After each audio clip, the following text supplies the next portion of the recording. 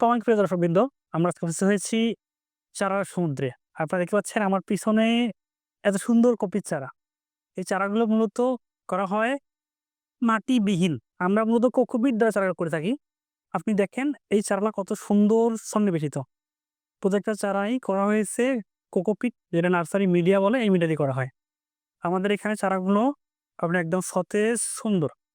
এই চারাগুলো আসলে কেন করা হয়? অনেকে প্রশ্ন করে আসলে আমরা চারা করি কেন? মূলত আমরা চারা করি কৃষকদের যে ক্রপিং ডিউরেশনটা আছে, আমরা জানি একটা সবজি চাষ করতে ৪ থেকে ৫ মাস লাগে। আর আমাদের যেহেতু ল্যান্ডটা অনেক কম, এজন্য ল্যান্ডের প্রপার ইউটিলাইজ করার জন্য এবং ক্রপিং ইনটেনসিটি বাড়ানোর জন্য আমরা একদম রেডি চারা করি। তো এই চারাগুলোর বয়স এভারেজ ২৫-৩৩ দিন।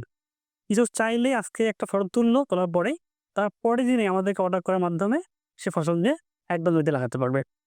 না আগের মতো, আগে যেমন কি করতো মানুষ, আগে আলাদা করে বীজতলা তৈরি করতো, চারা বড় করতো। সেখানে প্রায় অনেকদিন জমি ফেলে রাখা লাগতো। সেই জমি ফেলে রাখা থেকে আমাদের উত্তরণের জন্য আমরা মূলত এই চারাগুলো তৈরি করি। আপনি দেখতে পাচ্ছেন ওই চারাগুলো কত সুন্দরভাবে সাজানো। এই যে চারাটা, এগুলোর মতো দিনের রাতের চারা, কলার চারা এগুলো। আমার পিছনে আছে আদার চারা এবং আপনি দেখতে পাচ্ছেন আমাদের এই পুরা সিস্টেমটা, এটার মতো একটা নেট হাউস। এই নেট হাউসের মাধ্যমে আমরা অতিরিক্ত যে গরম আছে, গরমটা ঠেকিয়ে আমরা এই চারাগুলো উৎপাদন করি। এই চারা উৎপাদনের মাধ্যমে আমরা যেমন কৃষকদের সহজে চারা দিতে পারতেছি, একই সাথে অনেকগুলো মানুষ এখানে কাজ করে স্বাবলম্বী হচ্ছে। আমাদের বাংলাদেশের অর্থনীতির চাকা এবং কৃষিকে আরো বেশি আধুনিকতম করার জন্য আমরা আপ্রাণ চেষ্টা করে যাচ্ছি।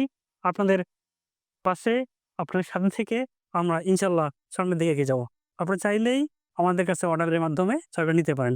আমরা ১৬ ঘন্টার মধ্যেই আমরা আপনাদের বাসার দোরগোড়ায় চারা পৌঁছে দিতে সক্ষম।